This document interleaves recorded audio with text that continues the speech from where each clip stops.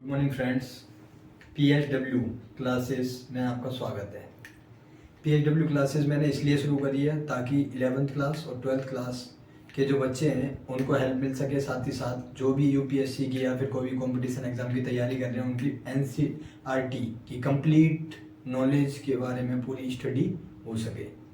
तो इस क्लास में हम सारी चीज़ें जो भी पॉलिटिकल साइंस से रिलेटेड हैं, ठीक है, जो भी कंपटीशन एग्ज़ाम में सारी तैयारी के लिए हमारे को जो ज़रूरत है, इस क्लास के अलावा तुम्हारे को कहीं पे भी कोई ज़रूरत नहीं पड़ेगी कहीं कुछ भी पढ़ने की। इस क्लास में हम कंप्लीट नॉलेज जानेंगे पूरी भारतीय संविधान के बारे में, साथ ही साथ पॉलिटिकल साइंस जिसे हम राजनीतिक विज्ञान कहते हैं, असलियत में उसका मतलब क्या है वो जानने को मिलेगा। ठीक है, तो आज अपनी ये पहली क्लास है इस चैनल की, और हम इस पहली क्लास में सिर्फ ये जानने की कोशिश करेंगे कि हमारा पूरा प्लान क्या होगा आगे के लिए। तो इसमें हम डेली पॉलिटिकल साइंस से रिलेटेड 11वीं क्लास की NCERT और 12वीं क्लास की NCERT से रिलेटेड डेली एक एक वीडियो अपलोड करेंगे ताकि तुम्हारे को धीरे धीरे अपने कोर्स को कंप्लीट करने में पूरी तरीके से कोई दिक्कत ना आए। और साथ ही साथ UPSC वगैरह कंपटीशन एग्जाम की जो तैयारी कर रहे हैं उनके लिए ये रिवीजन कोर्स के तौर पर जाना जा सकता है। रिवीजन के लिए आपको कोई भी दिक्कत नहीं होगी। जैसे पॉलिटिकल साइंस की 11वीं क्लास में जो पुस्तक है वो भारतीय संविधान के ऊपर आधारित है 11वीं क्लास की, और 12वीं कक्षा की जो वो समकालीन विश्व राजनीति पर आधारित है पहली पुस्तक। तो हम शुरुआत करेंगे पहली बुक से पॉलिटिकल साइंस की 11वीं क्लास की, जो कि है हमारी भारतीय संविधान पर।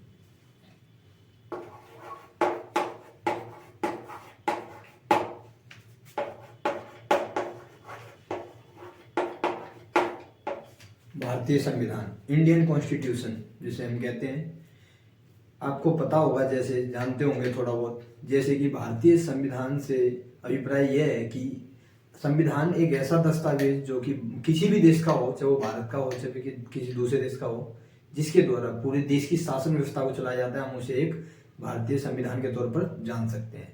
और भारतीय संविधान एक लिखित संविधान है, ठीक है। बाकी देशों की तुलना में देखा जाए तो भारतीय संविधान विश्व का सबसे सफलतम संविधान माना जाता है। जैसे अमेरिका में सबसे ज़्यादा लोकतंत्र सफल रहा है, लेकिन अगर लोगों के नज़रिए से देखा जाए तो भारतीय संविधान में सबसे ज़्यादा मतदाता भी देखने को मिलते हैं हमारे को। और लोकतांत्रिक शासन व्यवस्था के तौर पर भारत में जो संविधान अपनाया गया है वो एक कठोर एक लचीलेपन के तौर पर देखा जाता है, और साथ ही साथ अभी तक एक संविधान के तौर पर पूरी तरीके से सफल देखने को मिलता है। इसके बारे में हम पूरी तरीके से जानने की कोशिश करेंगे कि भारतीय संविधान है क्या, इसमें क्या क्या है चीज़ें, और किस तरीके से ये भारत की शासन व्यवस्था को चलाने में मदद करता है।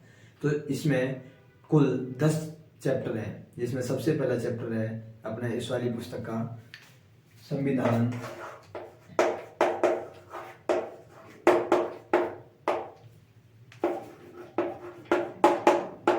क्यों और कैसे, means constitutions why and how, कि संविधान को कैसे बनाया गया, क्यों इसकी ज़रूरत है हमें, और किसी भी देश की शासन व्यवस्था को चलाने के लिए किस तरीके से संविधान एक मदद करता है। तो हम वो जानने की कोशिश करेंगे पहले चैप्टर में। इसमें हम अनेक बातों पर ध्यान देंगे, जैसे कि भारतीय संविधान में कुल कितने भाग हैं, कितनी अनुसूचियाँ हैं, मीन्स कितने पार्ट्स एंड कॉन्स्टिट्यूशन के अंदर कितनी शेड्यूल हैं, और साथ ही साथ कितने आर्टिकल्स हैं, जैसे कि 395 आर्टिकल्स, 22 पार्ट्स एंड 12 जो शेड्यूल देखने को मिलती हैं। ये जो मूल रूप से हम देखें भारतीय संविधान में सिर्फ 8 अनुसूचियाँ थी, ठीक है। इसमें हम पूरी जानकारी हासिल करेंगे, और साथ ही साथ भारतीय संविधान की क्या विशेषताएं हैं, ठीक है, जो कैरेक्टरिस्टिक्स जो भी देखने को मिलती है हमारे को इंडियन कॉन्स्टिट्यूशन की, वो भी जानने को मिलेंगी, जो कि बहुत ही ज़्यादा जानकारी से परिपूर्ण होंगी। दूसरे चैप्टर में हम जानने की कोशिश करेंगे मौलिक अधिकारों से।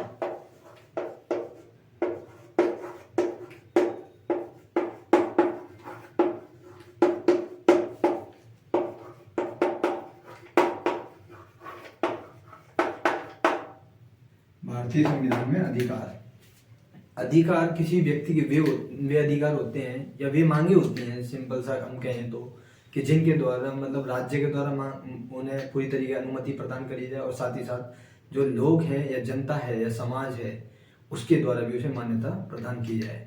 अधिकार व्यक्ति की वे मांगे होती हैं जिन्हें कि समाज के द्वारा और राज्य के द्वारा पूरी तरीके से मान्यता दी जाए, उन्हें हम अधिकार कहते हैं।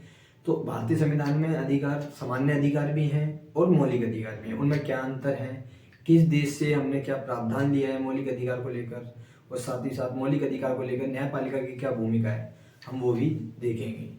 तीसरे चैप्टर में हम जानेंगे चुनाव से संबंधित पूरी प्रक्रिया भारतीय संविधान में जो है।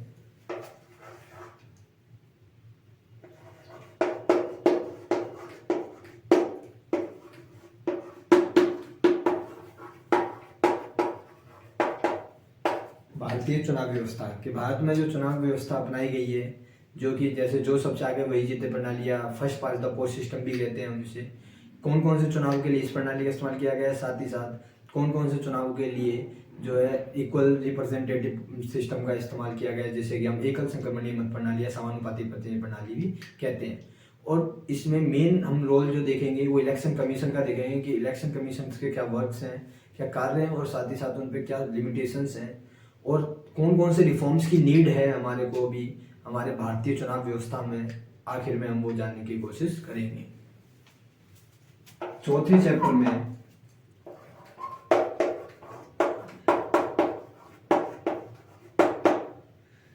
चैप्टर में हम जानेंगे कार्यपालिका के बारे में। भारतीय सरकार के 3 अंग हम देखते हैं, जिसमें कि कार्यपालिका, न्यायपालिका और विधायिका, ये 3 महत्वपूर्ण अंग हैं। और चौथा अंग जो माना जाता है वो मीडिया को माना जाता है।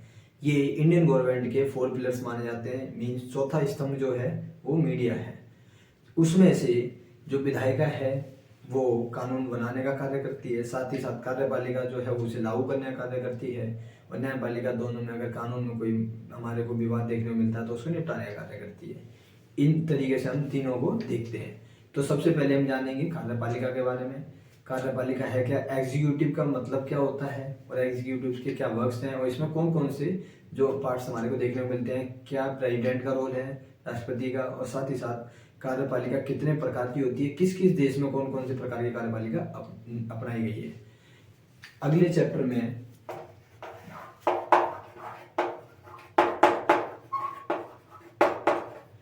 चैप्टर में जो कि विधायिका से संबंधित है, जिसे कि हम संसद के तौर पर जानते हैं, केंद्रीय संसद के जो है उसे हम विधायिका के नाम से जानते हैं। इसके बारे में जानेंगे कि विधायिका के 3 अंग कौन कौन से हैं, लोकसभा, राज्यसभा जिसे हम लोअर हाउस, अपर हाउस के नाम से भी जानते हैं, स्थायी सदन और अस्थायी सदन के तौर पे भी जानते हैं, और इनको साथ में राष्ट्रपति को मिलाकर संसद का निर्माण होता है आर्टिकल 79 के तहत। तो हम ये सारी चीज़ें जानेंगे कि संसद के क्या कार्य हैं, संसद की क्यों जरूरत है, और संसद में एक सदन नहीं बल्कि 2 सदन की क्यों जरूरत है हमारे को, लोकसभा और राज्यसभा, जबकि काम एक में भी हो सकता है। तो इन सब चीज़ों को जानने की कोशिश करेंगे, और इसमें सदस्यता के क्या आधार है वो जानने की कोशिश करेंगे। अगले चैप्टर में हम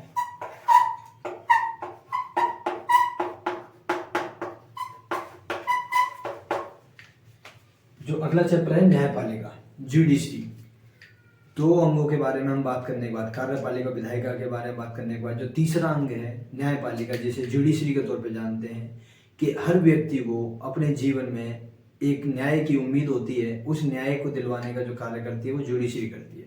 जुडिशरी का भारतीय सरकार में क्या रोल है, जुडिशरी के द्वारा किस तरीके से समाज में शासन व्यवस्था को बनाए रखने का काम किया जाता है, कानून व्यवस्था को बनाए, लॉ एंड ऑर्डर को मेंटेन करने का जो कार्य किया जाता है वो किस तरीके से, PIL क्या होता है, इसका क्या रोल है, अभी तक कितने जजेस रहे हैं हमारे, और किस तरीके से उनकी भूमिका रही है वो जानेंगे। साथ ही साथ संसद और न्यायपालिका के बीच में क्या विवाद रहे हैं, कौन कौन से डिस्प्यूट्स देखने को मिलते हैं वो जानेंगे हम इसके अंदर।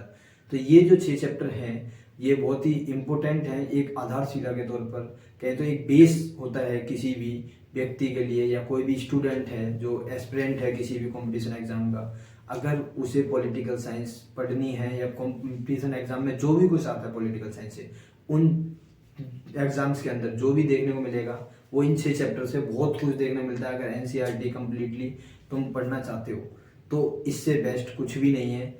NCERT जो 11th की है और 12th क्लास की है, यही आधार मानी जाती है किसी भी कंपटीशन एग्जाम के लिए। आगे हम जानेंगे जो 7वां चैप्टर है हमारा, 7वां चैप्टर है संघवाद के ऊपर।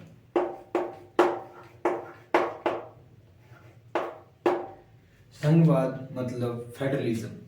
हमारे यहाँ फेडरलिज्म व्यवस्था अपनाई गई है जिसमें शक्तियों का बंटवारा, पावर्स का जो डिस्ट्रीब्यूशन किया गया है, डिवाइडेशन ऑफ पावर्स मींस सेंट्रल और स्टेट गवर्नमेंट के बीच में जो पावर का डिवाइडेशन किया गया है उसके ऊपर जो चैप्टर है, क्या पावर्स गवर्नमेंट की मतलब सेंट्रल गवर्नमेंट की है, कौन सी पावर्स जो स्टेट गवर्नमेंट की है, और किस तरीके से फेडरल सिस्टम को इंडिया में अभी तक पूरी तरीके से अपनाया गया है, वो जानने की कोशिश करेंगे। उसके बाद अगले चैप्टर में हम जानेंगे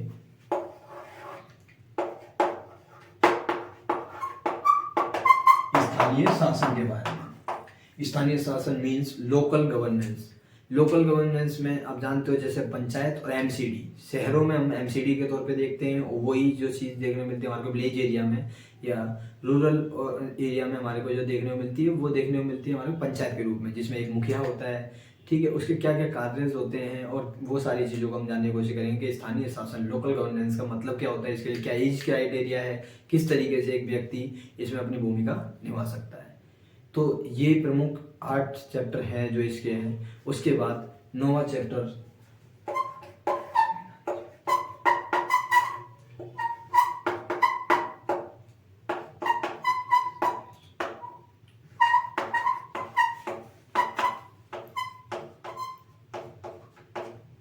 संविधान एक जीवंत दस्तावेज।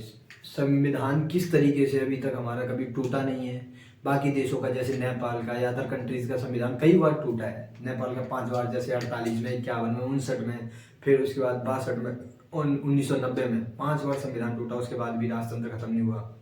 अब जाकर वहाँ पे थोड़ी लोकतंत्र की राह देखने को मिलती है। किंतु भारतीय संविधान अभी तक इतना सफल संविधान क्यों रहा है, उसके क्या रीजंस हैं और किस तरीके से ये सारी समस्याओं को सुलझाते हुए आगे बढ़ते जा रहे हैं और अभी तक किसी भी तरीके की कोई दिक्कत का सामना नहीं करना पड़ा, उसके क्या रीजन है, भारतीय संविधान को किस प्रकार एक जीवन दस्तावेज कहा जाता है, तो ये हम जानने की कोशिश करेंगे। तो ये इस पुस्तक का पूरा इंट्रोडक्शन है कि इस पुस्तक में हम पढ़ेंगे क्या, और साथ ही साथ ये डे बाय डे आप जानोगे कि किस तरीके से भारतीय संविधान और भारतीय सरकार को चलाया जाता है। तो ये है पहली क्लास आपकी जिसमें आपको ये सब कुछ जानने को मिलेगा, ठीक है। और आगे thanks to watching this video, और नेक्स्ट वीडियो का इंतजार करना। नेक्स्ट वीडियो में आपको बहुत जानकारी और मिलेगी और पहला चैप्टर हम शुरू करेंगे नेक्स्ट वीडियो में। Okay, thank you guys.